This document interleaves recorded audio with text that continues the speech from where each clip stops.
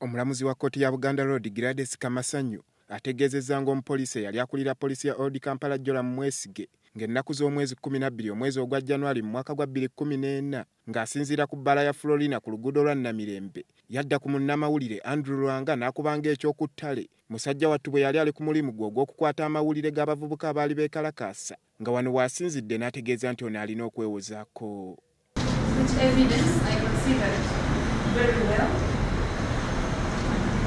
From that evidence, there were 6 witnesses, together with the exhibits that were tendered in this court, in this very case, I found that a prima facie case was made out against USP Joram on all the 3 counts which were charged, and as such, you shall defend yourself all the 3. Omupoliisi ono Joram Mwesige mu kkooti muno abaddemu nga bwe yeewuunaganya ng'eno bw'agezaako okwebulizabuliza ku ssimu nga ne munnamawulire amuvunaana Andrew Lwanga ali ku bbali amwegesa amaaso nga bw'alowooza ono kye yamutuusaako. Ensala y'omulamuzi ono erabise ng'ezizzaamu bannamawulire essuubi nti obwenkanya buyinza okweyolekera nga Andrew Lwanga eyatuusibwako obuzibu buno ne Joseph Ssettimba bwe bannyonnyola. Kino nkiyitanga buwanguzi eri bannamawulire ffenna. Si nze kanga Lwanga naye ffenna ng'abamawulire kitukwatako leero eyinza okuba nti nze yafuna obuzibu ate ng'enkya someone else agenda okufuna obuzibu. Tondo olunaku lwaleero nsuubira nti finally amazima gajja kuzuuka kubanga buli kimu kyalabibwa.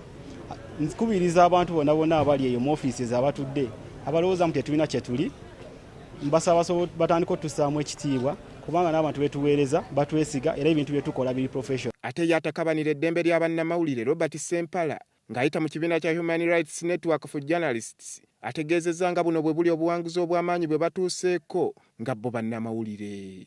Suubira nti ne kkooti eno obujulizi obuli mu kkooti mu mikono gyayo ejja tuyamba okusingisa Mwami Joram omusango kituyambeko okwegobako abantu abagufudde omugano okuba buli munnamawulire asaka amawulire agatamusanyusa.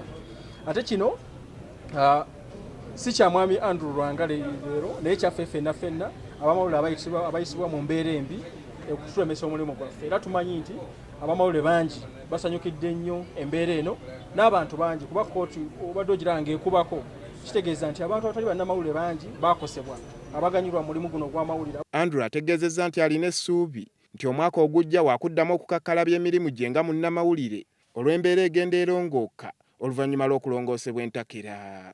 Embeera y'obulamu egenda etereera era nsuubira nti omwaka ogujja nja kuba nkomyewo mu field nga nze nkuyita kuyiriba tuyiriba buto naye kino kibeere kyakulabirako eri abo bonna abali mu